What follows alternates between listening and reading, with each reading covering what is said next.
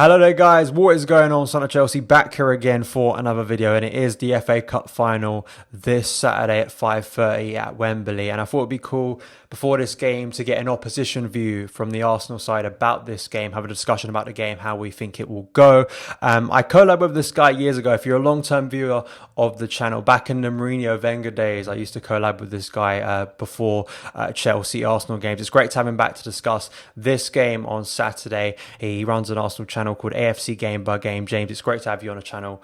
Welcome. Cheers, Daniel. Thanks for having me on, mate. It must be like, what, 4, 5, maybe even 6 years since we've last done something? Yeah, I mean, it does feel like a long time ago, because I remember most of the collabs we did before were talking about, Mourinho and Wenger and how much has changed since then. It's quite ridiculous, really. And I think the weird thing is, thinking about before coming on air to talk about this, I think it's interesting to me how Arsenal have almost had for years of stability under Wenger. And very much Chelsea with a team with instability. It's weird looking at how that's almost switched this season. Arsenal have had a couple managers this year. Chelsea have had one manager looking to be a little bit more long-term planning. So it's weird how those two things are switched, isn't it? Yeah, I mean, I don't. It's hard to talk about it, to be honest. It is strange how we've gone from being such a solid Champions League club, and you remember Arsenal fans back then were so upset really that we were just a Champions League club and we weren't pushing for the title. And you can only imagine how those fans, including myself, are feeling now that we're not even close to being a Champions League team. So it is interesting. The positive signs are there. I can't help but feel we might be in a better position if we'd have appointed Mikel Arteta 2 years ago when we initially appointed Emery. But I mean, football is a massive game of ifs, buts, whats. And I think having Emery for that first season and a bit, really, you can't really say had Arteta come in, he'd necessarily have done a better job at the age he was, with the experience he was. So I think things have a funny way of working themselves out. We've had a poor season under Emery, but I think I think the signs are quite obviously there that we're progressing. But like anything, it's going to take time and it's going to take a lot of money. It's interesting with Emery because I thought he started quite well in his first season. He went on that sort of long unbeaten run. And then it all sort of came unstuck at the end of that season, of course, Chelsea in the Europa League final. And then this year, of course, it's gone really wrong. I mean, from an outside perspective, I think a lot happened under Wenger. And I know you're someone who was very critical of Wenger all the way up until he actually left. I mean, I think it's the same problem I think Arteta is dealing with. How much actual sort of damage was done and how slowly under Wenger it got worse and worse. I mean, do you think there was always a sense that, a bit like how Man United had it, it was always going to be very difficult for that man after Wenger to succeed? There was always going to be so much he had to do, and especially different to Moyes after Ferguson. He wasn't taking over a title-winning side; he was taking over a side that had already gone out of the Champions League. Did you have some sympathy for Emery on that? Yes and no. I mean, I think he did a very good job with the players at his disposal initially. We put in some really good performances. I mean, I'm still looking back to some of the games we played where we beat Leicester 2-1 at home, scored 2 unbelievable goals. We played Fulham away, beat them 5-0, 5-1. Brilliant game there. And I mean, still leading up to the Champions League, the Europa League final, wish it was the Champions League final. We beat Valencia, I think 5-3. We blew them away at their home grounds. We beat Napoli away. We had some fantastic results. But then it just all capitulated, not just in that Europa League final, but the end of the season was catastrophic. Losing to Crystal Palace, we had to get something ridiculous, like 4 points out of 6 odd games or something, and we fell away. And it worries me. Well, it worried me at the time that he wasn't able to motivate those players. And I think a big part of why we lost that Europa League final in the way that we did was because those players were not motivated in the way that they should have been. And arguably, you could even say we're not as strong defensively as we were back then, because we had still had Koscielny in the team, we had Nacho Monreal, who, despite their age, were good players. And now we've got kind of David Luiz come in. We're going to have Kieran Tierney playing left centre half, Rob Holding playing right centre back in this game, I would assume. And the one thing I would say about Arteta compared to Emery is that I have a lot more faith in him with this team in terms of motivating them than I did with Emery. And as I say, I mean, I'll happily praise Emery where he got it right, but particularly at the start of this season, awful. It was absolutely awful. It was the worst I've ever seen from Arsenal. The way we'd go away to someone like Watford and we'd get peppered with like 20 shots in the first half. It was embarrassing. The football was really, really, really negative. And I just think it was just a hangover of what we saw from the back end of last season, that hangover of capitulation, of players not being motivated enough to play for the manager. Some of the training videos that came out of him just screaming, almost dancing. So he was so vibrant in front of players. Initially, that looked great on camera because we're thinking, finally, we've got a coach that is so enigmatic. He's so great to watch. But it meant nothing because it didn't translate to the players in any way whatsoever. Whereas Arteta, you can see the players when he's moving his hands and he's kind of gyrating on the touchline. The players listen to him, and that's what I really like about Mikel. But yeah, I mean, it's been a massive learning curve, and it's been probably my strangest time following Arsenal to go from that period under Wenger where it was kind of same every season, to now so much insecurity, so much uncertainty. It's interesting, and I think it's good to get a perspective of clubs that go through this on a more regular basis, like yourselves have done in the past. But I do believe that the bigger picture is getting more and more progressive, and as I say, I'm very excited about what's to come from Arsenal in the next couple of years. It definitely feels like, of course, eighth place finish in the Premier League. I think, obviously based on your preseason expectations, that is much lower. I'm sure, like most of us expected that Arsenal were going to be in for Champions League places this year. But I feel like, just an outside perspective, I feel that there seems to be a sense of positivity around. Around Arsenal and Arteta at the moment. Is that valid? Of course, you did have that brilliant win against Man City to get you to the FA Cup final, and there have been some good results under Arteta. But of course, you've still seen those inconsistencies. I mean, how have you found how he's managed this season because of where he picked it up in, December, when it was going really badly? And of course, Lundberg just taken over for a couple of weeks. How do you think he's dealt with it? His sort of long-term plan? How do you see the team shaping up? Sort of feelings about Arteta generally? I think he's been fantastic for the entirety, really. I know we've had some bumps along the road. I mean, losing to Spurs was a horrible result, but the poor results that we have had, I can't put down to the players not wanting it enough, not being motivated, not being passionate enough. I think realistically, you've got to be honest, some of these players just aren't good enough. We're in a building process. We need investment. That's quite obvious. And the fact that he's got us to an FA Cup final, we're not his first full season, his first 6-7 months. I don't think that's bad at all. And I'm genuinely really pleased with what he's done. And I think we've had some poor results recently. Even the win recently against Watford was unconvincing, defensively a shambles, and the defeat to Villa was poor as well.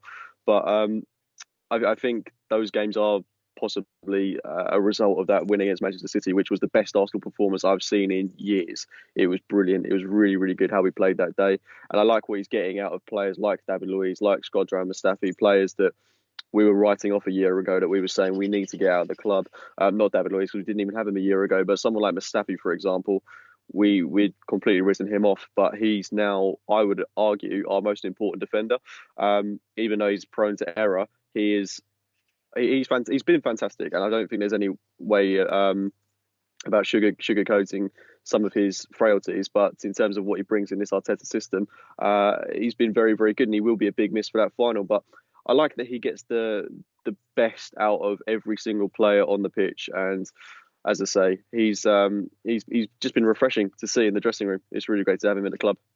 Yeah, it definitely seems to be more of a longer term vision with Arteta, and you definitely get the sense maybe that there is a similarity, I think, between naturally between Lampard and Arteta, two young managers, used to play for the club. I know different sort of stature in terms of the feelings of their fans towards it. Of course, Lampard's to many people is Chelsea's best ever player. Of course, Arteta was, I think, quite well regarded at Arsenal, but he's not like Henry level. He's not Bergkamp level. But at the same time, I think there's a sense with both of these young coaches, they're very much asserting their sort of vision onto their clubs, which is quite impressive. And just two things, I don't know if you agree. I think what impressed me about Arteta was, I think the way I feel like transformed Dani Ceballos. That feels very similar to me. Ceballos, the way he's playing now to compared to where he was playing at the start of the season, feels like a bit like Kovacic for us with under Sarri and under Lampard. So it feels quite transformed, and I think that's probably down to Arteta. And also the Guendouzi situation, I felt that he dealt with very well, because I think maybe under Wenger, something like that would have gone unpunished. But the way he sort of almost cast, it looks like Guendouzi aside now from Arsenal. What did you make of that? Because that to me was a big sign that, Arteta is not looking to deal with characters like that. He's not going to take any sort of nonsense from players. Well, Guendouzi's not the only one he singled out. There was a situation with Maitland-Niles earlier on this season. I think Maitland-Niles had been late to training a couple of times, and he's now worked himself back into the team. Started the game against City, was fairly quiet in that game, but he did a job on Riyad Mahrez, and it really goes to show that if you are willing to change your culture, then you do have a place in this Arsenal team. And obviously, Guendouzi is a player that does have problems. Arrogance-wise, he is arrogant, and that frustrates me because he's not good enough to warrant being arrogant. And as great as it is, he's a young talent, 21 years old, the world at his feet. He's not done anything yet, let's be honest. Every club in the world has young prodigies, but whether they go on to fulfill their potential in the next 5, 6, 7 years, nobody knows. He could end up a League Two club again if he doesn't sort out his attitude. Then I guarantee Barcelona, Real Madrid, even top 10 clubs in the Premier League aren't going to be interested in him. You can have all the potential in the world, but if you're not there attitude-wise, then you've got no future in football. And I've got no qualms whatsoever with him being cast off, because I think we play better football with him out the team. And he's not a creative midfielder.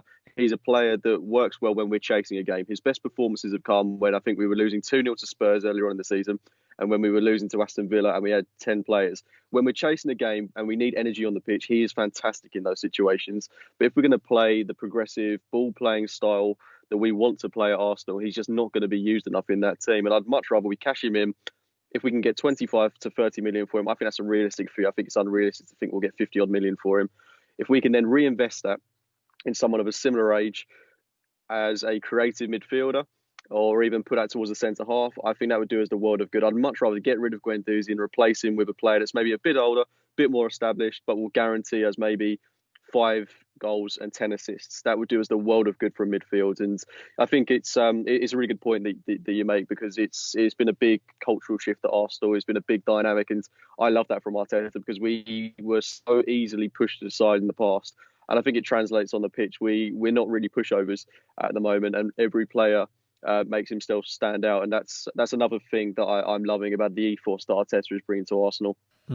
I feel like Arteta is definitely trying to bring substance over style, and I think Guendouzi is one of those players that I feel very much. I think he's very loud and boisterous on the pitch, but when you actually watch what he does on a pitch, I think it's very inconsistent, and I think sometimes there's a sense, unfortunately, I think it's an English sort of fan culture thing where someone who shouts a lot and is very passionate on the pitch, can sort of get more praise than someone who's actually doing something on the pitch, and that's always been my sort of thing. Is like, you can be loud, you can be brash, but it's like, if you're not actually delivering on the pitch, if you're not actually doing what's required, if you're fighting with someone after the game's finished when you've just lost the game, I think that was something for me where I was like, Arteta really stamped down and I think proved with maybe a player like Ceballos and other midfielders you've got that he's determined to find characters that are going to fit into his system and actually do things on the pitch. So I thought that was quite impressive. You mentioned David Luiz and how he's improved his performances. Of course, I remember doing a video for your channel when he signed for Arsenal back in August. It was a massive shock to Chelsea fans, as I'm sure for most people, to see him leave like that. It still is quite a shocking thing, really. And of course, I think it's fair to say he's had a mostly difficult season at Arsenal, but he seemed to have picked up form recently. What's been your take on David Luiz? Because of course I know the quality of David Luiz, as he's been a big player for Chelsea, but I feel like at least in earlier points of the season it felt like he was sort of very exposed at Arsenal, and it looked like you weren't really getting the best out of him. And how has maybe Arteta changed that a little bit? Yeah, I think initially with David Luiz we were playing in a system that wasn't going to suit any defender in the world, so it was always going to be tough for him. As I say, when we were getting peppered by every team in the world, and we were conceding 20 to 30 shots per game under Emery, his frailties were obviously going to come into light more than they should have done. So kind of pre-November, he was poor. He was very, very poor. And he's given away the joint most ever penalties in the Premier League. I think some of those situations he's been put in quite harshly by his teammates, but some of them are just dreadful lapses in judgment from him as well. And we all knew David Luiz has these characteristics. These aren't things that should be a shock to Arsenal, Chelsea, any football fan in the world, but also then you look at the game against Manchester City and you think, wow, that is one hell of a player right there. And I think we probably got what we paid for at the time, of 32-year-old, 8 million centre half. And the one thing I would say about him is he's 33 years old now. He does look incredibly fit, and I think that there is still longevity in his career. I could quite easily see him going up to 35, 36 without any issues, really. I think he's warranted this 1-year contract extension at Arsenal after the game against City. I think a lot of us were berating him, saying he's got no future in the club whatsoever, but he's turned it around, complete redemption, ironically, in a game against Manchester City in what was our most important game of the season thus far. And he was absolutely fantastic. He was easily the best player on the pitch that day. He played some really, really good football. And it's not just his defending, it's his playing it out from the back. And it sounds cheesy, but he is a warrior. But he does have those poor errors in judgment. And I think some of those were highlighted in the games recently against Watford and against Aston Villa. But when he's on it and he's focused, he is. I don't think there's a better defender on his day. But those days are very few and far between, unfortunately. But I think for next season, I doubt he'll be a starter at Arsenal. I think he'll be a player that will come in if we are playing three at the back, for example. He might sit in the middle of that three, or if we just need a player to fill in for a game at home to, a lower league side, he can come in and hopefully do a job against what I assume will be a better upgraded centre back partner alongside him that will invest in the summer. But I mean, we've got Saliba coming in. We've got Mustafi, who's a much improved player to what he previously was. I think defensively, there are still issues because we've got players like Socrates who refuse to leave the club, who are on big pay packets, who are obviously out of favour with players like Mikel Arteta. We've got an abundance of centre-halves. I mean, people forget that we've still got Callum Chambers, who ruptured his ACL. He'll be coming back towards the back end of this year. We've got Rob Holding, who I think will be sold in the summer. I'd be surprised if Arteta kept him on, to be honest. But yeah, we've got too many centre-halves at the minute, and too many centre-halves aren't quite at the level that we need him to be. But he's been a player that has been inconsistent this season, but some of his inconsistencies have been quite consistent. That doesn't make any sense whatsoever, but you know what I mean. I mean, it's David Luiz in a nutshell, really. I mean, his career at Chelsea was similar in ways. He had some incredible performances, like the Champions League final against Bayern Munich. He was absolutely astonishing, and both him and Gary Cahill were injured in that game, and he was incredible. And he's had some massive performances. I mean, he is a big game player. I mean, the problem is like in a season, how many big games do you play? They're sort of the minority of the games you actually played. The majority of the games against lesser teams, as I'm sure you've seen and have just demonstrated, is where he has those lapses in concentration. And I think it was a big call by Lampard at the time, but I think even though we have had defensive problems this season, I still think it was the right one, because I think, as you've pointed out with his age, I think what Lampard wants to instill within Chelsea, a bit like how Arteta wants to instill something at Arsenal, I think there was a sense that, maybe David Luiz saw the writing was on the wall at Chelsea and his position was going to be up for, threat, and he could very well be a rotational player this year. So that's why he made the move. But it's tough to know what David Luiz we're going to get on Saturday night. Will we get the David Luiz that we saw against Man City? That's brilliant. That's going to be a struggle for Chelsea, and I'm sure Olivier Giroud, that'll be a big battle between him and Luiz. Or you're going to get David Luiz that gives Giroud a lot of time and Pulisic could get at. That's going to be a very interesting thing. On the game on Saturday, it's a very interesting one, because I think that tactically for both managers, I mean, Arteta switching to this back three and Frank Lampard recently switching to a back three, there is a sense that maybe both managers will be starting similar in the game. How do you see the game sort of shaping up? Sort of your game plan, what you want to see from Arsenal, your big threats, but also your big concerns from the Chelsea perspective going into this final?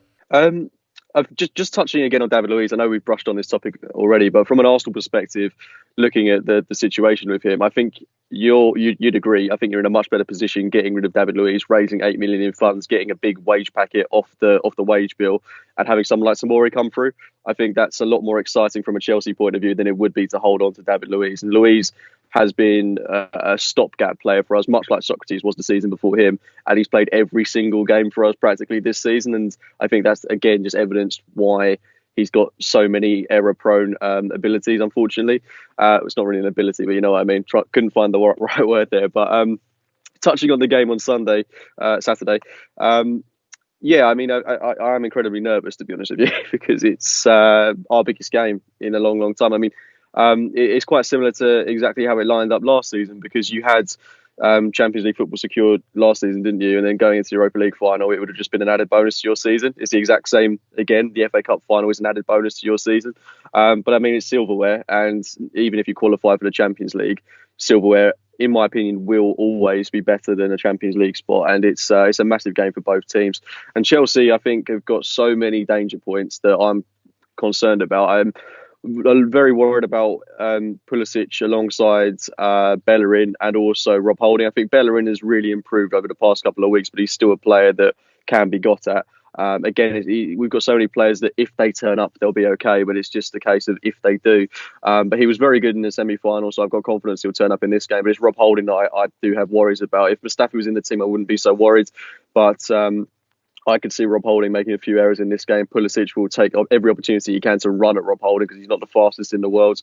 And then Giroud against David Luiz, you would assume that would be the main kind of point of attack. Luiz being the centre of the three, Giroud attacking him. That will be an interesting battle. And Giroud's banging form for you. I think he's actually a better player now than he was when we sold him to you, which is mental when you think how old he is. And he's just, I think he's improving.